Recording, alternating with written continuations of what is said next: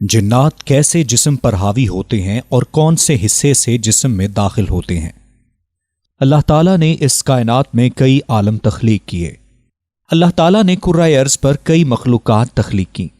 इनमें से इंसान और जिन ऐसे हैं कि जिनकी हिदायत के लिए अल्लाह ताला ने 1,24,000 कमोबेश पैगंबर इस दुनिया पर मबूस फरमाए।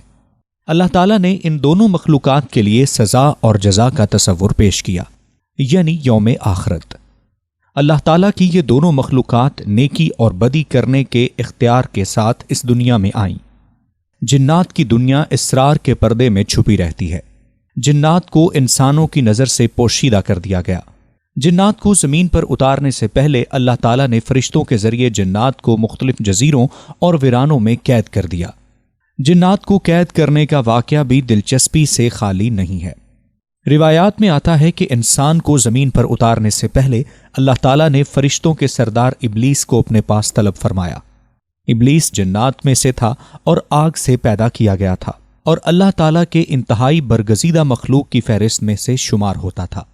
अल्लाह पाक ने इसे बहुत सा इल्म अता किया हुआ था और इस इल्म की बुनियाद पर उसे फरिश्तों का सरदार बना दिया था। इब्लीस को हुक्म दिया गया कि फरिश्तों की एक जमात के साथ ज़मीन पर उतरे और जो जिन्नात ज़मीन में फसाद में मशगूल हैं उन्हें वीरान जजीरों और पहाड़ी गारों में कैद कर दे और एक ख़ास वक्त तक के लिए ये जगह उनका मस्कन बना दी जाए। इब्लीस बारगाह इलाही से हुक्म लेकर फरिश्तों की जमात के साथ ज़मीन पर उतरा और जिन्नात को मुख्तलिफ जजीरों और पहाड़ी गारों में कैद कर दिया। जिन्नात को कैद करने के बाद अर्श इलाही तक इब्लीस का फरिश्तों की जमात के साथ सफ़र शुरू हुआ। दुराने सफ़र इब्लीस के गुरूर और तकब्बुर ने सर उठाया और उसने इंतहाई कम वक्त में नहायत ताकतवर जिन्नात को कैद करने से मुतल्लिक गुरूर किया। इब्लीस के इस गुरूर को ख़त्म करने के लिए अल्लाह ताला ने आदम अलैहिस्सलाम के सामने इसे सजदा करने का हुक्म दिया। इब्लीस ने इनकार कर दिया। इसके दिल में गुरूर और तकब्बुर आ चुका था।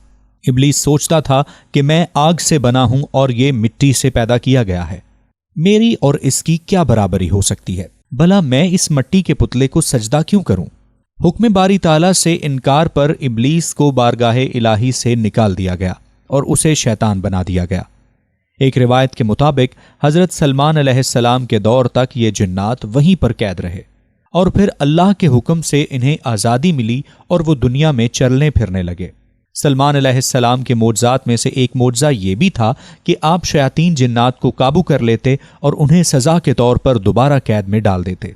जिन्नात के वजूद का जिक्र कुरान करीम में भी हुआ और एक पूरी सूरह जिन इनके नाम से मौजूद है। मस्जिद हराम के शुमाल में 3000 किलोमीटर के फासले पर वाक़े मस्जिद अल जिन भी मौजूद है। जिन्नात की एक जमात ने हुजूर नबी करीम सल्लल्लाहु अलैहि वसल्लम के हाथ पर इस्लाम कबूल किया। आपसे कुरान पाक की तालीम हासिल की। इस मौका पर आप सल्लल्लाहु अलैहि वसल्लम ने जिन्नात के सवालात के जवाबात दिए। आप सल्लल्लाहु अलैहि वसल्लम से इस्लामी तालीम हासिल करने के बाद वो वापस चले गए और कुरान पाक की सूरह जिन इसी तनाजुर में नाजिल हुई। बाद में इसी मुनासबत से वहाँ पर एक मस्जिद तामीर की गई जिसे मस्जिद अल जिन कहा जाता है। जिन्नात के इंसानों पर असरअंदाज होने के वाक़यात आए रोज़ हमारे मुशाहिदे में आते रहते हैं। ये इंसानी जिस्म में दाखिल होकर इससे अजीब व गरीब हरकत करवाते हैं और नुकसान पहुंचाते हैं। इसके पीछे कई अवामिल कार फरमा होते हैं। जिन्नात कैसे इंसानी जिस्म पर हावी होते हैं, ये एक ऐसा सवाल है जो आम आदमी नहीं जानता।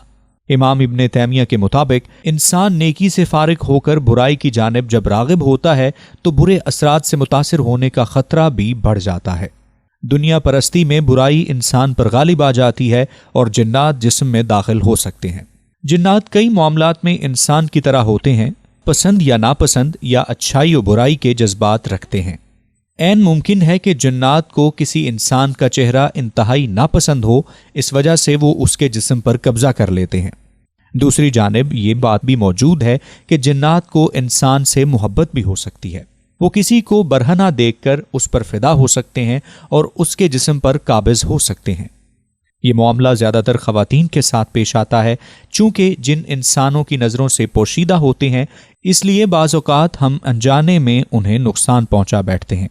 मिसाल के तौर पर आप अगर कहीं गर्म पानी उंडेल देते हैं या किसी दरख्त या पत्थर की ओट में बैठकर रफ़ाए हाजत पूरी करते हैं मगर नहीं जानते कि यहाँ जिन्नात का बसेरा है, آپ کے اس عمل سے وہ بہت ناراض ہو سکتے ہیں اور بدلہ لینے کے لیے آپ کے جسم میں داخل ہو سکتے ہیں۔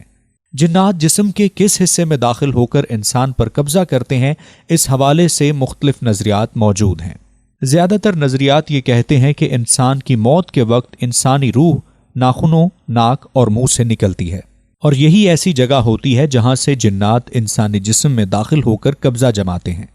اللہ پاک نے انسان کو جنات کے شر سے بچانے کے لیے کئی طریقے بتائے ہیں، جن میں حضور نبی کریم صلی اللہ علیہ وآلہ وسلم کے ذریعے تعلیم بھی دی گئی ہے، اور کئی ایک ایسی مسنون دعائیں اور وظائف بھی موجود ہیں جن کے ذریعے جنات کا توڑ کیا جا سکتا ہے۔ سورہ ناس اور سورہ فلق کی روزانہ تلاوت کرنے سے انسان کے جسم میں کبھی بھی جنات داخل نہیں ہو سکتے، لہٰذا ان سورتوں کی تلاوت کو اپنا معمول بنا لیں، انشاءاللہ جنات آپ کو کوئی نقصان نہیں پہنچا سکیں گے۔ کسی بھی کام کو کرنے سے پہلے اعوذ باللہ من الشیطان الرجیم بسم اللہ الرحمن الرحیم پڑھ لینے سے انسان شیطان سے اللہ کی پناہ میں آ جاتا ہے اور اس کام میں خیر و برکت ڈال دی جاتی ہے۔